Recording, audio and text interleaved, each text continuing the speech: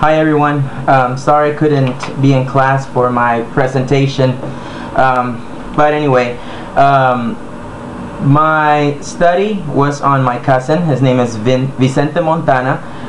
Now he goes by Vince. He has been living in the US for about 5 years, and he is now considered to be English proficient, although he doesn't feel that way.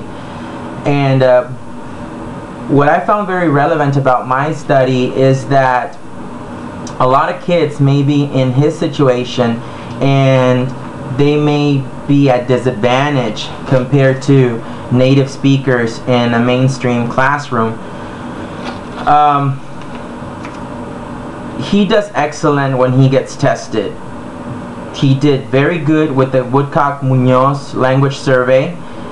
He is considered to be above the median, above average, or advanced, which I found very interesting, and I think he is. However, in school, once he is considered to be proficient, it's assumed that he doesn't need any further assistance in English, which he does.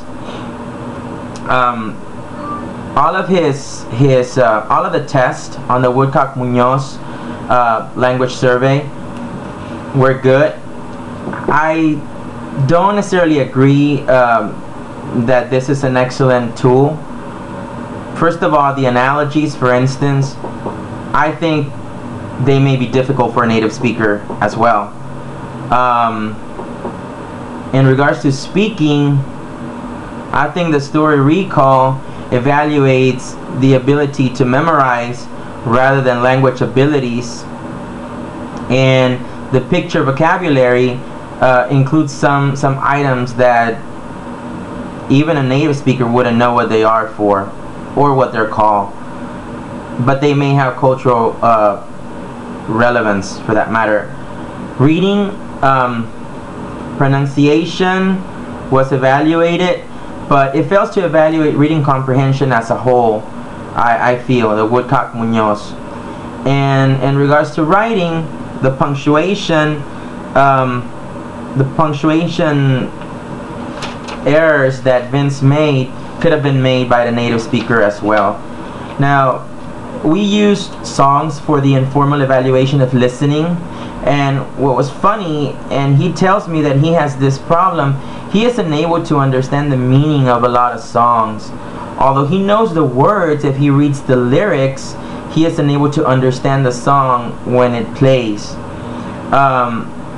So that's an area that can represent a problem if this problem would happen when he is speaking to someone that perhaps has a different accent that he's not used to, and so on. We used an interview as an informal evaluation method for speaking. We could identify, or I could identify, some areas that may need improvement. He has grammatical errors. Reading, he read a newspaper article, and he basically, I don't think he has any problems with reading. I think he uses context to understand the paragraph when he doesn't know a word, and I think that's a very important tool. And writing, we used a story, and then he had to write a summary of what he got from the story, and we were able to identify some grammatical errors there as well. Now, I think this is important because students like Vince that are in a classroom and that are not provided with assistance because they are considered to be proficient may be placed at disadvantage, and I think schools need to do something.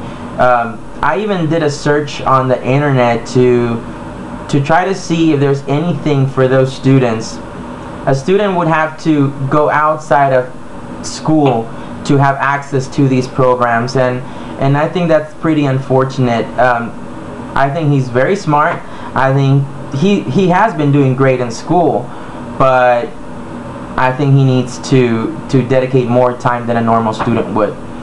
I wish I could ask if you had any further questions, but I'm in Kentucky. Hi to everyone.